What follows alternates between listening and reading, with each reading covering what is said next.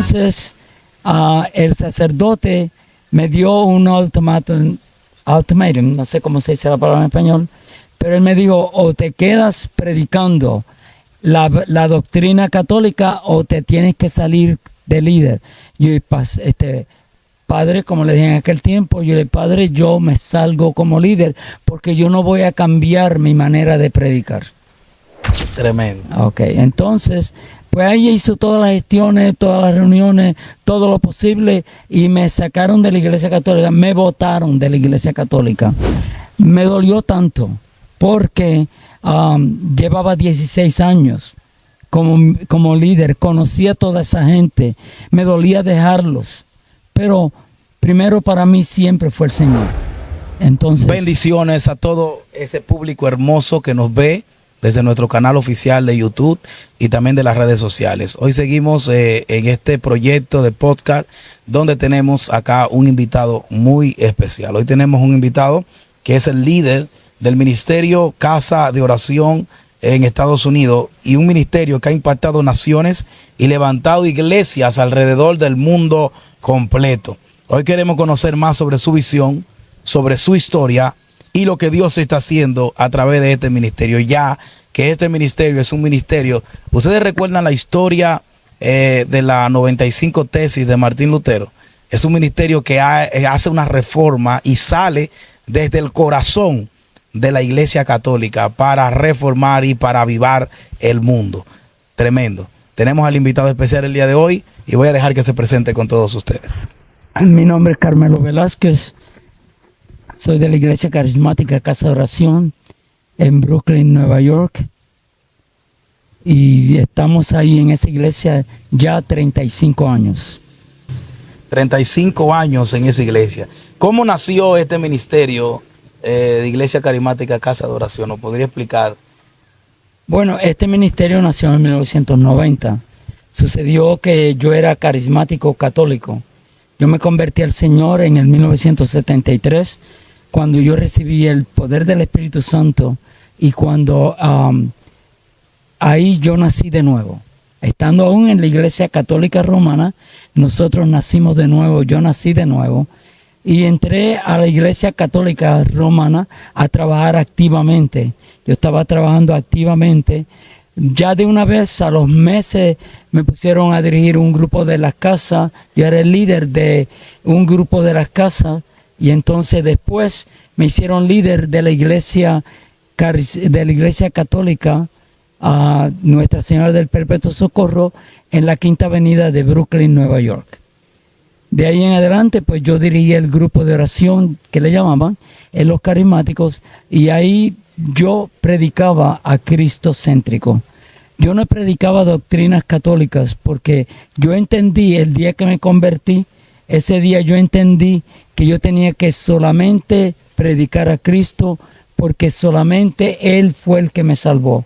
No hubo intervenciones de nadie, como dicen los dogmas de la Iglesia Romana, que María es medianera de todas las gracias, que María te ayuda a la salvación. No, yo entendí que nadie me ayuda a la salvación, solamente Jesucristo el Señor. Porque no hay otro nombre dado a los hombres por la cual los hombres sean salvos, sino Jesucristo el Señor. Poderoso, poderoso. O sea, que en ese momento es como que se abre ese entendimiento, esa revelación, y usted empieza entonces a predicar a Cristo como el único mediador entre Dios y los hombres. Entonces esto trae una repercusión dentro de la iglesia. Entonces cuando esto sucede, ¿qué ocurre? ¿Cómo sale, cómo se levanta este ministerio con esta revelación de Cristo? Bueno, yo hacía muchas vigilias en ese tiempo, de tal manera que me llamaban Mr. Vigilia. El Señor Vigilia. El Señor Vigilia. Sí, entonces ahí pues yo seguí en la iglesia romana católica y ya yo llevaba en la iglesia romana, ya que del Perpetuo Socorro, como te dije, me sacaron y yo empecé en la iglesia Santa Ágata, otra iglesia católica a la cual yo pertenecía, y ahí yo estuve trabajando 16 años. 16 años. 16 años, y todo ese tiempo yo estaba predicando a Cristo Jesús solamente. El sacerdote de ese tiempo no hablaba español y él estaba gozoso al ver que había un grupo tan grande, los carismáticos, como más de 500 personas. Wow, impresionante. Entonces, de ahí llegó un sacerdote que sí hablaba español. Y él comprendió que lo que yo estaba predicando era Cristo solamente. Y él me acusó de que yo no estaba predicando bien, porque no hablaba de la doctrina romana, de la Iglesia Católica. Yo no hablaba de María, yo no hablaba de los santos, yo no hablaba de ninguno de los dogmas. Y yo decía a la gente que el Papa solamente era una persona más dentro del cuerpo de la Iglesia Católica Romana, pero que no era alguien a quien yo tenía que darle pleitesías, sino que era simplemente un hombre más. Y esto pues molestó a este sacerdote que hablaba español y él empezó a hacer reuniones conmigo. Yo me imagino. Entonces, en el momento que eso ocurre, ¿cómo sale Carmelo Velázquez de la iglesia? El nombre era carismática, católica, apostólica y romana también. También, sí. Sí. ¿Cómo sale y qué sucede en ese momento? ¿Qué lo inspiró a dar ese primer paso para levantar la iglesia? Bueno, como te dije, yo predicaba solamente al Señor. Y el que tratara de aguantarme a que yo no predicara al Señor y me fuera por las vereditas y dejara el camino, pues yo ahí no entraba. Y este sacerdote pues se dio cuenta, entonces él tuvo reuniones conmigo y me dijo que yo no podía seguir como líder de la renovación carismática. ¿Y cuáles fueron los desafíos? Usted sale, mañana sale de la religión, de esa parte. ¿Cuáles fueron los principales desafíos que usted enfrenta ahora en los primeros años de ministerio? ¿Se siente? Me imagino que en algún momento se sintió, wow, tengo una visión, tengo una responsabilidad, una carga. Hay gente que se ha ido de la iglesia, pero ha dicho, no me voy a arriesgar a tomar una responsabilidad. Pero hay otros que salen con un llamado de parte de Dios, en el caso de usted. ¿Cómo fueron los desafíos? A eso me refiero. ¿Qué lo inspiró a seguir adelante? Y con ese remanente de personas que se quería seguir a Jesús. Amén. Pues en el 1973, una mujer que el Señor la usaba grandemente, y esta mujer que el Señor la usaba grandemente, lo cual era mi hermana, en el don de profecía, ella profetizó que yo iba a ser pastor. Gloria a Dios. Ya la profecía estaba, y realmente pues yo estaba empezando y no sabía ni lo que ella quería decirme a mí. Ella era también de la Iglesia Católica Romana. Y en la Iglesia Católica puede alguien profetizar. No lo aceptan, pero sí habían. Habían profetas. Sí. Entonces, el sacerdote me dio un ultimátum, no sé cómo se dice la palabra en español, pero él me dijo, o te quedas predicando la doctrina católica o te tienes que salir de líder. Yo, padre, como le dije en aquel tiempo, yo le dije, padre, yo me salgo como líder porque yo no voy a cambiar mi manera de predicar. Tremendo. Ok, entonces, pues ahí hizo todas las gestiones, todas las reuniones, todo lo posible y me sacaron de la Iglesia Católica, me botaron de la Iglesia Católica. Me dolió tanto porque llevaba 16 años como líder, conocía a toda esa gente, me dolía dejarlos. Pero primero para mí siempre fue el Señor. Entonces me sacaron, me botaron y conmigo se fueron como 120 o más. Wow. Y ellos no querían seguir en la iglesia romana porque lo que yo le había enseñado era una doctrina sana. Por eso el lema nuestro es conoceréis la verdad y la verdad te hará libre. Amén. Entonces eso fue lo que pasó. Entonces me botaron. Eso fue un martes. Ya el jueves yo estaba en casa. El desafío que tú me dices fue que yo enfrenté ese desafío. Yo tengo un llamado. Yo tengo un llamado. Mi llamado es ser pastor y yo lo voy a ejercer. Gloria a Dios. Me fui al patio de mi casa. De ahí esperaba que fueran algunos 15. Pero se llenó el patio de mi casa de allá en Brooklyn, Nueva York. Tanto que yo me quedé maravillado al ver tanta gente que llevaron a la casa y las voces que se regaron. Y ahí yo di mi primer culto como iglesia, podría decir yo. En el patio de su casa. En el patio de mi casa. Wow. Después de salir de una iglesia tan lujosa como la iglesia romana, Después de salir de ahí, pues yo llegué donde la estrada de mis pies era la tierra, era el patio de mi casa, y el cielo era mi cobija. Wow. Pero a mí no me importaba porque yo estaba dispuesto a enfrentar todos los obstáculos o desafíos que vinieran. De ahí quedamos en el patio de mi casa. Esto empezó en septiembre 13 de 1990. Tuvimos como 3 semanas, pero el mes de octubre es un mes frío en Nueva York y estar al aire libre no iban a poder estar. Yo pensando en ya toda la gente que estaban llegando, yo pensé y nos fuimos a un sótano. El sótano lo prepararon antes de una semana, ya tenían el sótano preparado. Nos fuimos a un sótano, pero enfrentamos un gran problema. El problema fue que en el sótano no cabíamos.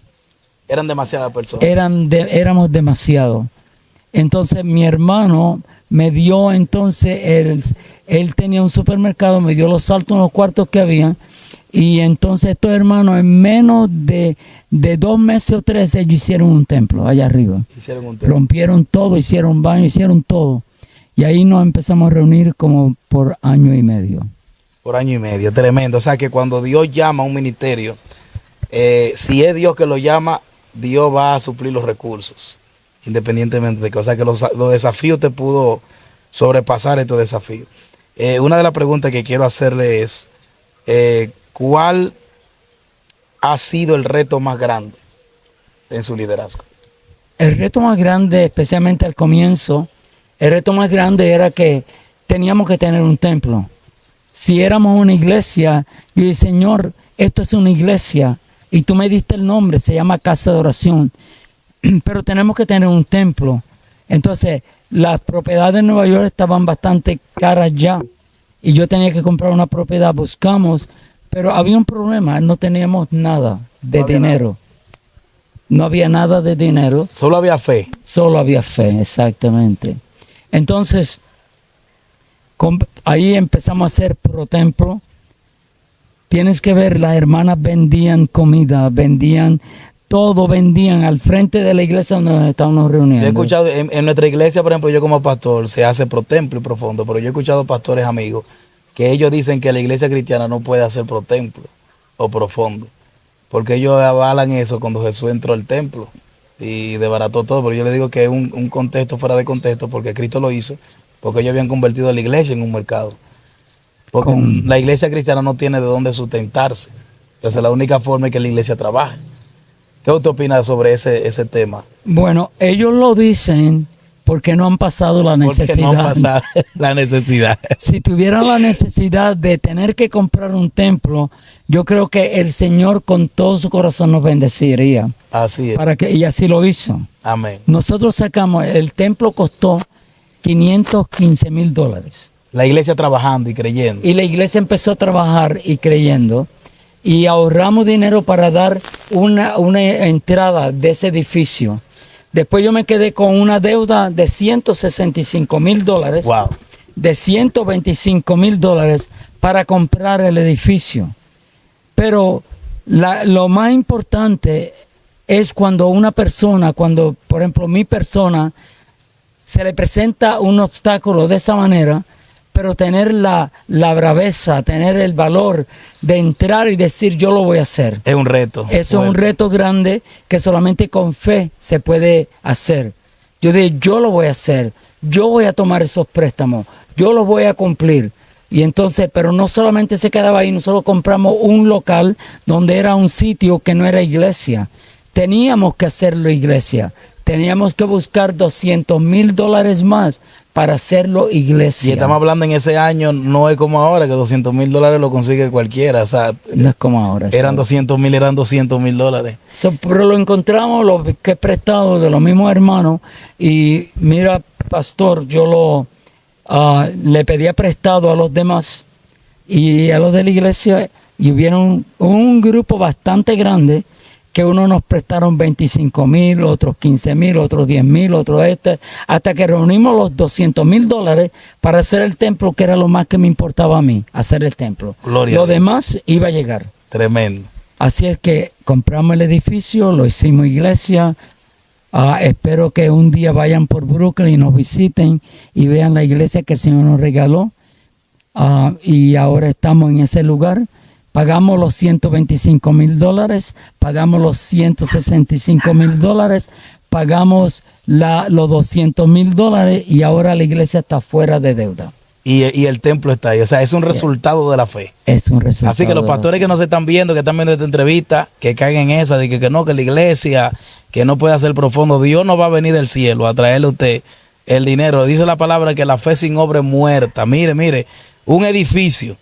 ¿En qué tiempo ustedes lograron ese reto? ¿En qué tiempo? Bueno, nosotros salimos de la iglesia romana en el año 1990, entramos al supermercado en el 91 y ya para el 93 habíamos comprado el edificio y en el 95 lo habíamos terminado. Estamos hablando de un periodo de años 4 años. 4 años. Así que yo espero que esta entrevista motive tu fe. Tú, si eres pastor, si estás iniciando una obra, Dios te va a bendecir, pero tienes que poner de tu parte. Para mí es un privilegio estar. Yo veo al pastor Carmelo, en el poco tiempo que tengo conociéndolo, como un general en Dios. Yo respeto los mantos y respeto los ministerios en los cuales le pueden servir a uno de experiencia para continuar en el camino. Pero ¿cómo se visualiza? Todavía el ministerio carismático Casa de Oración, junto a su líder principal, Carmelo Velázquez, queremos saber si todavía hay visiones. Yo escuché a una persona en una ocasión que dijo que joven no es aquel que aparenta ser joven, llamado Chespirito, en una entrevista. Él decía que joven es aquel que aunque tenga 80 años de edad, sigue teniendo proyectos y visiones. ¿Tiene alguna visión Carmelo Velázquez que cumplir todavía, igual la iglesia Casa de Oración en el mundo? Sí, yo la visión que tengo es expandirme, a ensanchar las estacas y expandirme. Yo la visión que tengo es cada día crecer más en el Señor y que la iglesia crezca más. El deseo mío, porque cuando hubo una crisis en Nueva York, y esa crisis en Nueva York es las rentas subieron bien altas, los precios subieron bien altos y se fueron de la iglesia mía 60 personas, no de mala manera, sino que compraron casa en otro estado. Emigraron a otro estado, sí. Entonces, pues la iglesia, fíjate, 60 personas menos, pero el reto nuestro era buscar esas otras personas. La visión es seguir buscando personas. Me preguntaste al principio antes que qué pensaba yo de los protemplos. Sí. De los protemplos. Fíjense, hermanos, la iglesia es una empresa. No sé si lo saben, pero la iglesia es una empresa y el pastor es un negociante de esa empresa. Y tiene que buscar la manera como buscar el dinero para que la gloria de Dios se vea en la iglesia donde tú estás. Y si hay que hacer pro templo, bueno, no dentro del templo, yo no lo hago dentro del templo. Entonces el Señor no va a ir dentro del templo como dice la palabra, pero yo lo hago afuera, lo hago en el sótano, o sea, no es en el templo en sí, pero a veces hay que hacer pro templo para poder sacar adelante todo lo que el Señor quiere que tú hagas. Perfecto. ¿Qué usted le recomienda a todos esos pastores ya en la parte final de la entrevista? Nos quedan pocos minutos. Conforme a la experiencia que usted ha tenido. Yo estoy siendo edificado con su historia hoy también como pastor joven. Y yo sé que muchas personas que están ahí, aunque no sean pastores, personas que tienen... Mire, hay personas que Dios la está tocando. Ellos están dentro de una organización, pero ellos no están de acuerdo con prender una vela a un cuadro. Están despertando principalmente la juventud. Porque mucha gente cree en eso porque su padre se lo enseñó. Pero cuando usted va a una imprenta que ve que están sacando una imagen de María o de quien sea, usted dice, pero esto es un papel. Entonces tú vas y le prende un velón y le pone un refresco rojo aquí en República Dominicana y los jóvenes dicen, pero eso no tiene poder. Ellos han ido despertando. Entonces, ¿qué usted le recomendaría en breves minutos, que nos quedan 2 minutos en la entrevista, a esa persona que Dios lo está llamando al evangelio para romper con el espíritu de religión, de idolatría? Bueno, yo te podría decir que yo fui católico toda la vida y yo no era simplemente un católico de cuando hubiera una fiesta o una boda. Yo era un católico práctico. Yo entré al seminario para estudiar de sacerdote. No lo hice porque tendría que entonces envolverme con ello. Pero yo te digo que no es María ni es José, es el Señor Jesucristo. En la Biblia nos dice que Él fue a la cruz y derramó su sangre Y esa sangre no fue de ningún otro santo, de María o de Pedro. Esa sangre fue la sangre de Jesucristo. Y por la sangre de Jesucristo que nosotros somos salvos. Yo te diría que lo pienses bien. Y acuérdate que el que te salva es el Señor. El Señor es el que te da nueva vida, el que te da el Espíritu, el que te da la salvación. Y no hay otro nombre dado a los hombres por la cual el hombre sea salvo, solamente Jesucristo el Señor. En la iglesia romana no hay nada de doctrina completa, todo tiene su falsedad. Primeramente ellos hablan y hacen el Ave María y dicen que María, Santa María, Madre de Dios. Dios no tiene mamá, Dios es el Creador. María fue la madre de Jesús, hombre. Pero acuérdate que cuando no te están dando lo que tú verdaderamente estás buscando, porque la doctrina que ellos tienen simplemente se basa a una idolatría de santo, de estatua, mira, es tiempo de que te muevas y busque el verdadero evangelio, porque Cristo viene pronto y viene a buscar personas que hayan sido lavadas con la sangre de Cristo. Gloria al Señor. Hasta aquí nos ha ayudado el Señor. Dios me lo bendiga, Pastor Carmelo. Espero que esas palabras nos puedan bendecir de manera especial. Y le mandamos un saludo final a todas las personas que nos están viendo. No olvide suscribirte a este canal. Activa la campanita de notificaciones para que cuando subamos otro contenido de fe y de restauración pueda llegarte la notificación. Ha estado contigo tu hermano Pastor Ezequiel Rivera desde la República Dominicana y nuestro amado invitado Carmelo Velázquez desde los Estados Unidos de Brooklyn, en Brooklyn, Nueva York. Dios te bendiga.